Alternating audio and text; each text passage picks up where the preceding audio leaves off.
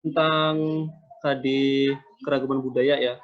Kemarin kita sudah belajar tentang definisi kebudayaan, kemudian unsur-unsur dan wujud-wujud budaya. Nah, hari ini kita akan belajar tentang faktor geografis terhadap keragaman budaya di Indonesia dan persebaran dari keragaman budaya yang ada di negara kita.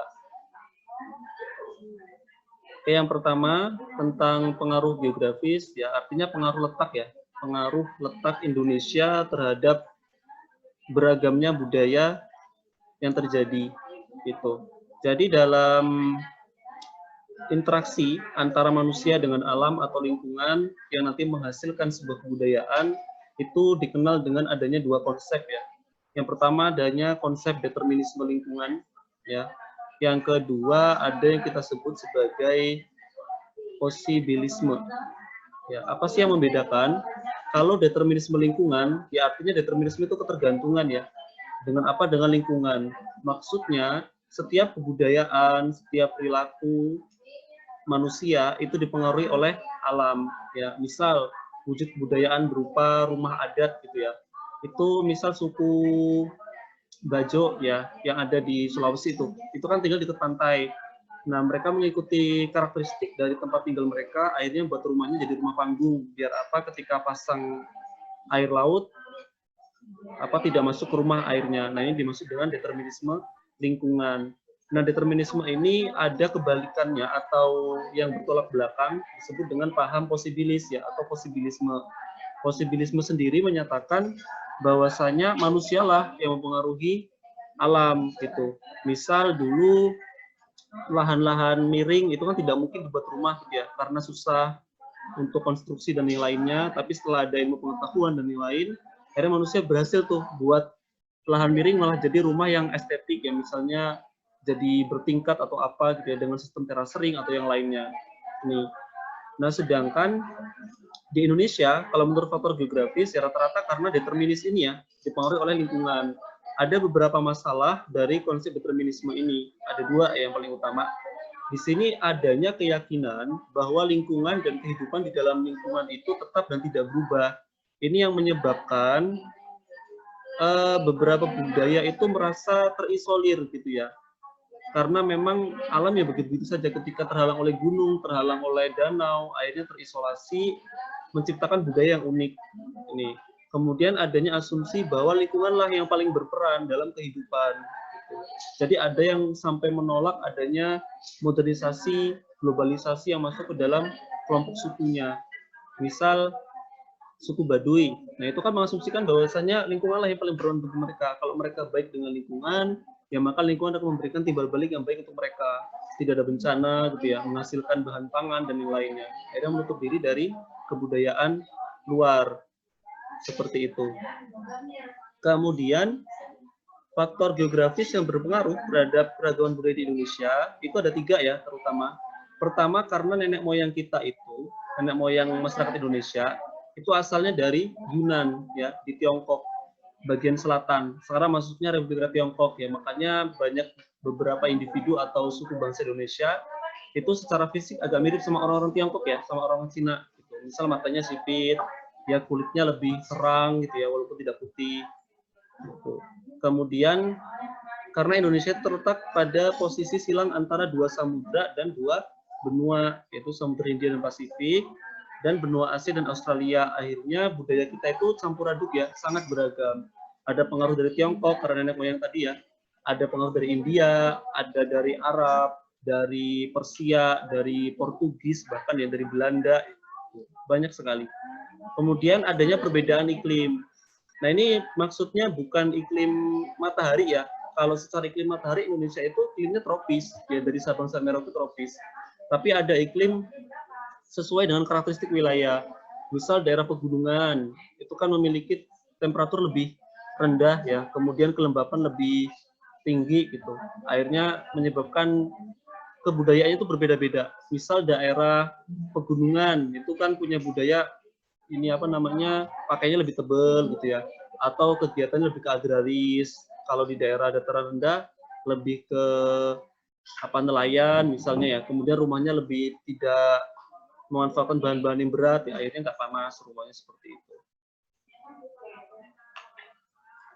Kalau ada yang tanyakan boleh, ya, sambil memotong penjelasan dari Bapak. Kemudian, nah ini, karena adanya interaksi antara manusia dengan lingkungan tadi, ya, atau manusia dengan manusia, itu menimbulkan adanya interaksi dari dua kebudayaan. Kita kenal ada 3 ya. Ada akulturasi, ada asimilasi, ada amalgamasi. Definisinya, kalau akulturasi itu proses sosial yang timbul akibat suatu kebudayaan tertentu ya, budaya asli, dihadapkan dengan budaya lainnya, budaya asing, budaya pendatang. Kebudayaan asing itu lambat laun diterima dan dipadukan dengan budaya asli tanpa menghilangkan unsur budaya aslinya. Jadi dua budaya ketemu, saling berbaur, tapi budaya asli nggak hilang. Gitu. Contohnya apa ini? Ada yang bisa ngasih contoh nggak? Contoh dari akulturasi. Ada yang mau ngasih contoh? Ada bawa panggil nih. Tanggal 5, siapa absen 5 ini?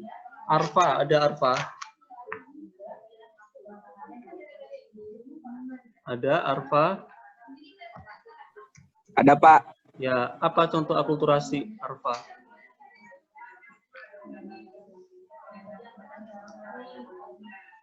Apa contohnya? Apa kira-kira? Di sekitar kita aja deh. Masih ada, Arfa? Malah di mute. Ada, Arfa? Waduh. Menghilang ya. Atika, ada Atika? Atika, halo. Ada, Pak. Ya, apa contoh akulturasi, Atika? Seni tarian itu akulturasi bukan sih? Tari apa? Tari apa misalnya yang bentuk akulturasi?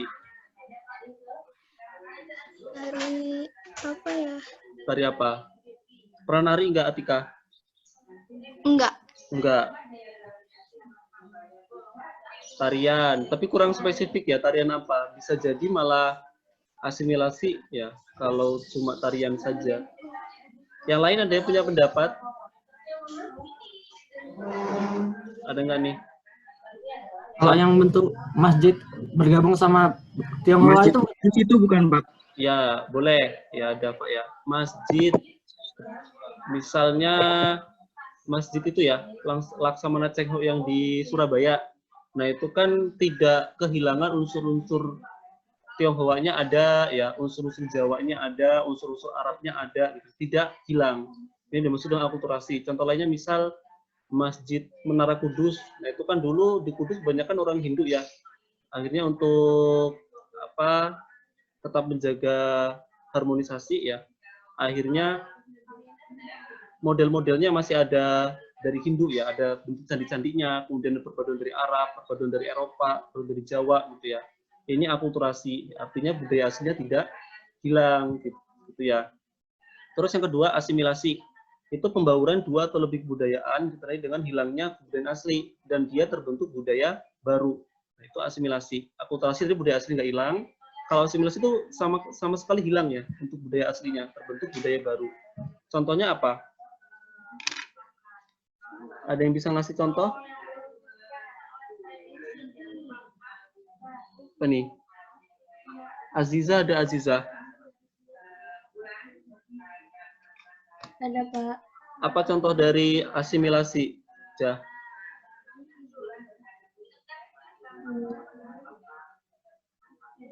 Apa contohnya? Kalau dari ras, itu ras Mongoloid. Ras Mongoloid? Gimana tuh rasnya? Ngapain dia? Dua kebudayaan terus dia ngebentuk ras Mongoloid jadi ras baru. Jadi ras apa emang? Yang lama ras apa, yang datang ras apa? Ayo, harus bisa tanggung jawab nih. Apa aja? Halo? Ya, yang lain punya contoh? Ya, contoh Baju nggak? koko, Pak. Apa? Baju koko, Pak. Baju koko. Iya. Ya, gimana tuh? Budaya yang Kan pakaian bangsa Cina sekarang menjadi identik dengan pakaian muslim pria, Pak. oke, boleh ya, baju koko ya. Sebenarnya baju takwa ya itu. Tapi yang mendahului dari Tiongkok ya. Boleh, itu asimilasi. Contoh lainnya berkaitan dengan Tiongkok juga ya. Orang-orang Tiongkok di Indonesia ya, keturunan Tiongkok di Indonesia, orang-orang Tionghoa. Di Indonesia itu melakukan asimilasi. Gimana maksudnya, Pak? Rata-rata di Indonesia itu kan orang Tionghoa, namanya itu sudah Indonesia ya. Tuh misalnya siapa? Kevin Sanjaya ya. Kayak kalau di Malaysia kan keturunan Tionghoa masih pakai nama mereka ya. Misal Lee Chong Wei segala macam ya. Itu kan masih pakai nama asli. Kayak di Singapura itu masih misal Perdana Menterinya tuh Lee Hsien Loong masih ya. Nah, kalau di Indonesia sudah pakai nama-nama Indonesia sesuai dengan daerah mereka gitu. Kemudian dari segi bahasa juga mereka sudah hilang gitu ya. Jarang sekali orang Tionghoa sekarang itu yang paham atau fasih ngomong dengan bahasa mereka yang di Indonesia ya. Malah kadang kalau misal ke Surabaya gitu, nemu orang matanya sipit, putih gitu ya, peranakan Tiongkok, pas ngomong ternyata Jawanya medok. Nah, ini masuk dalam asimilasi. Itu ya. Kemudian yang ketiga, ada amalgamasi. Ini proses penyatuan dua atau lebih ras atau kebudayaan melalui proses perkawinan. Jadi kayak di blasteran gitu ya. Misal orang Lampung nikah nanti sama orang Papua. Nah, itu amalgamasi. Seperti itu. Selanjutnya, nah ini persebaran keragaman budaya di Indonesia itu bisa dikelompokkan dalam beberapa hal. Pertama berdasarkan wilayah kebudayaan, ya. Wilayah kebudayaan ini menurut sensus penduduk tahun 2010 untuk memudahkan pengelompokan jenis-jenis budaya yang serumpun, ya. Ini dibagi menjadi 6 wilayah kebudayaan. Ada Sumatera, ya termasuk Aceh sampai Lampung ya. Kemudian ada wilayah Jawa, Jawa dan Bali ya. Kemudian ada wilayah Kalimantan, terus ada wilayah Sulawesi, ada wilayah Nusa Tenggara, dan Maluku serta Papua, Maluku dan Papua ya. Nah ini, nah satu wilayah ini biasanya memiliki jenis kebudayaan hampir sama dari segi bahasa, dari segi tarian, mungkin ya dari falsafah kehidupan, itu memiliki beberapa kesamaan, makanya dikelompokkan jadi wilayah kebudayaan yang sama. Nah, tapi menurut Van Vollenhoven yang disadur oleh Kuncharaningrat ya, oleh Kuncharaningrat, Indonesia itu dibagi lagi menjadi 19 wilayah lingkaran hukum adat ya, bukan lingkungan. Lingkaran hukum adat. Ada 19 wilayah. Tuh, coba kita langsung lihat ke petanya saja ya. Petanya.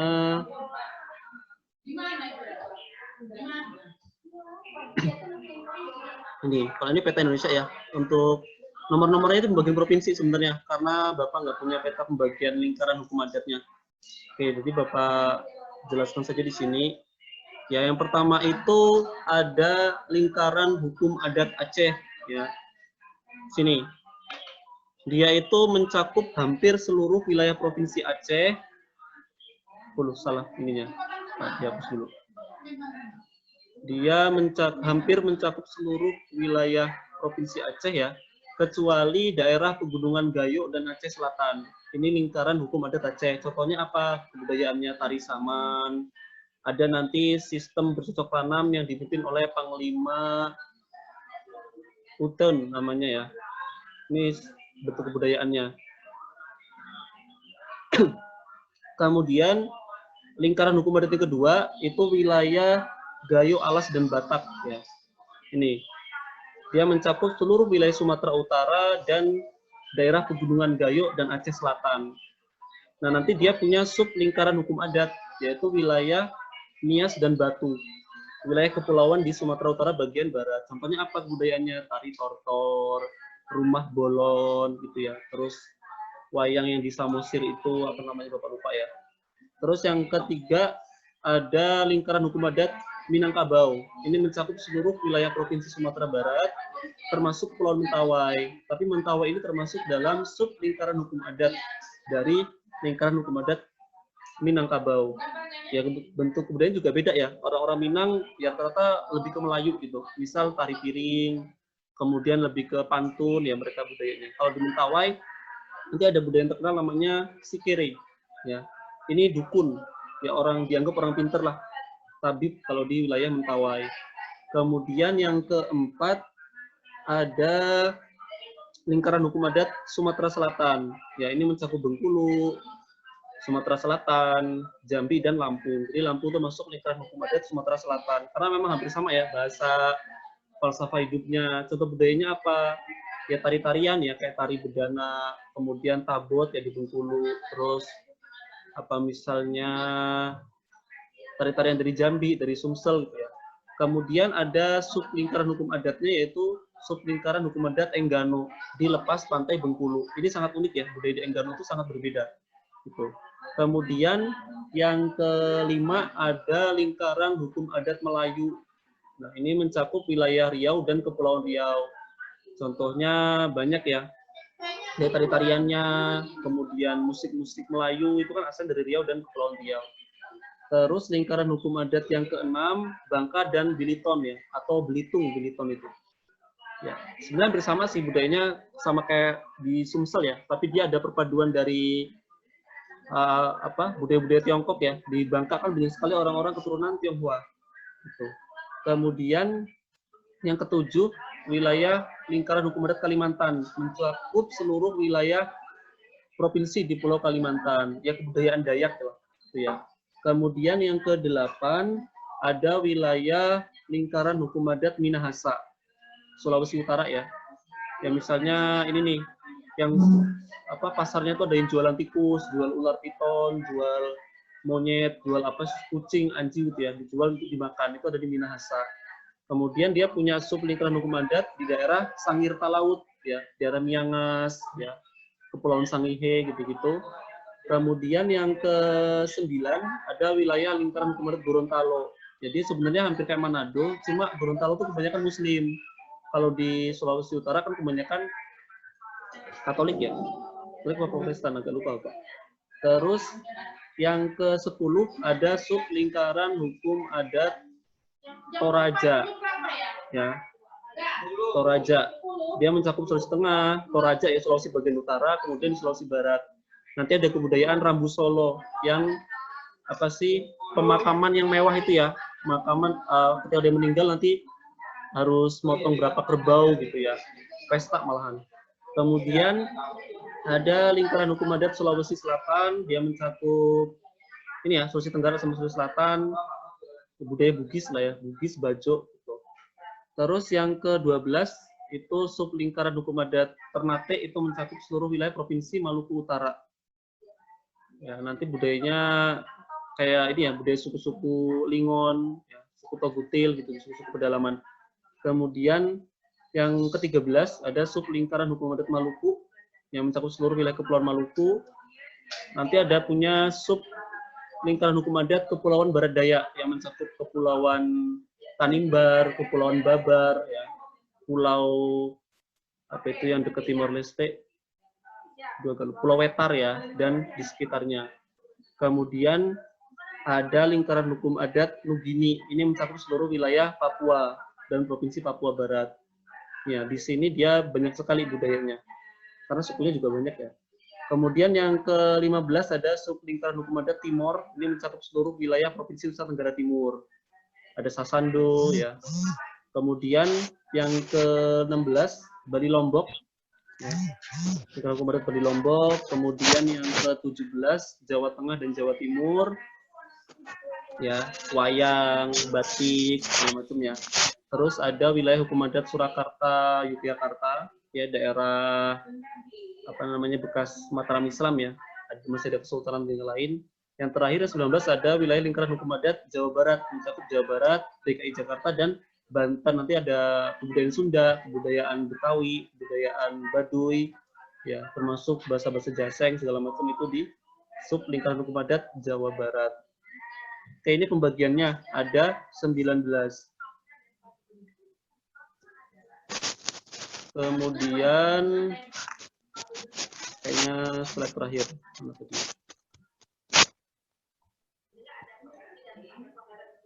Ya, slide terakhir tentang bahasa daerah di Indonesia. Ya. Indonesia ini kan sebagai negara dengan jumlah bahasa lokal terbanyak ke berapa di dunia? Keberapa? Kedua. Kita punya 700-an bahasa yang berbeda. Itu ya. Yang paling banyak punya bahasa daerah itu di Provinsi Papua. Dia punya 300 bahasa daerah. Ya. Makanya kalau main keluar rumah bentar ya ketemu suku yang beda, ngomongnya beda lagi. Akhirnya di daerah Indonesia Timur itu bahasa Indonesia lebih giat dipergunakan ya daripada bahasa daerah karena memang bahasanya beda-beda semua gitu. Kemudian negara dengan jumlah bahasa paling banyak itu negara mana? Punya 800-an bahasa dia. Negara mana? Bukan, Pak. Hah? India bukan. Papua Nugini bukan? Ya, Papua Nugini ya, PNG. Papua Nugini punya 800 bahasa. Bayangkan ya, coba kalau Papua Nugini itu sama Papuanya Indonesia jadi satu negara, berarti punya 1000 bahasa lebih. Ya, kan repot sekali gitu sebenarnya. Itu.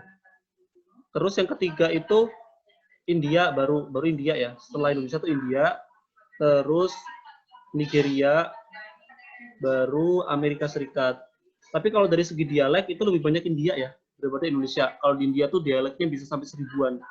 Kalau di Indonesia kan dialeknya tidak sampai 1000 kalau nggak salah ya. Tuh. Nah, bahasa daerah di Indonesia sendiri itu secara garis besar dibedakan jadi 2 rumpun. Ada rumpun bahasa Austronesia dan rumpun bahasa Papua. Rumpun bahasa Austronesia ini berasal dari tanah nenek moyang ya menurut sejarah ya, bahwasanya berasal dari Yunan, dari Tiongkok Selatan. Ini 60% bahasa daerah di Indonesia itu dari rumpun Austronesia. Bahasa-bahasa daerah selatan ya maksudnya ya. Berasal dari Yunan, nanti ada 2 jalur migrasi ya. Jadi bahasa juga mengalami migrasi karena penduduknya dulu yang pindah. Dulu kan Sumatera, Jawa, Kalimantan itu kan masih bergabung dengan benua Asia ya. Nah itu migrasinya lewat darat, jadi mereka tuh nggak buat perahu nggak, jadi masih lewat darat itu terus ke selatan. Ada 2 jalur, ada jalur utara timur, ada jalur barat selatan ya. Jalur utara timur itu dari Yunan, orang-orangnya nyebrang ke Formosa. Nggak nyebrang sih, jalan ke Formosa. Formosa itu mana? Mana Formosa? Formosa itu Taiwan ya. Ini nama Portugis Batawen itu Pulau Formosa namanya. Nah dulu orang Yunan jalan ke Formosa, ke Taiwan, kemudian ke selatan ke Filipina. Baru nanti nyebar ke Sulawesi, nyebar ke Maluku, ya. Itu bahasa-bahasa Austronesia jalur utara timur. Kemudian jalur barat selatan mereka lewat lembah kalau sekarang jadi Selat Karimata ya, jadi laut Cina Selatan. Itu melalui Asia Tenggara menuju Semenanjung Malaya, ke Malaysia, ya, ke Sumatera, ke Kalimantan, ke Sulawesi, Jawa, baru ke Nusa Tenggara. Makanya bahasa-bahasa orang Thailand bagian selatan, kemudian orang-orang Malaysia, orang Sumatera, Jawa, Kalimantan sampai ke Nusa Tenggara, itu ada beberapa kata-kata yang sama gitu ya. Misal penyebutan 1, 2, 3, itu kan hampir sama. 1, 2, 3 ya, di loro telu, saya hiji, 2 tilu, terus nanti orang Lampung, saya wotigo, itu kan masih sama gitu, sama bahasa-bahasa Nias itu hampir sama. Ini secara jalur migrasi. Ya, kalau secara genealogis, secara gen, ya secara keturunan, rumpun bahasa Austronesia di Indonesia itu dibedakan jadi 3. Ada bahasa Melayu Polinesia Barat, ya.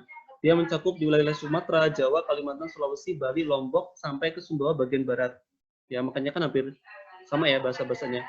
Terus kalau Melayu Polinesia Tengah itu mencakup Sunda Kecil. Sunda Kecil itu mana? Nusa Tenggara ya. Nusa Tenggara, mulai dari Sumbawa bagian timur, Sumbawa itu di Nusa Tenggara Barat, ke arah timur, sampai ke Flores, ke Lembata, ke Alor, ke Timor, ke Sumba, ke Rote, ke Sabu, kecuali ke daerah Halmahera ya. Masih berarti Buru, Seram, Kepulauan Aru, itu masuk dalam Melayu Polinesia Tengah. Kemudian ada kelompok Halmahera Selatan sampai Papua Barat ya, berarti mencakup Kepulauan Obi, Kepulauan Sula, kemudian ke Raja Ampat, ke Manokwari, itu masih satu rumpun bahasa. Terus selanjutnya rumpun bahasa Papua, ini hanya bisa ditemukan di daerah Papua dan sebagian kecil wilayah Maluku. Ya, dia 30% dari bahasa daerah yang ada di Indonesia. Tuh. Ada yang ditanyakan? Materinya kelar.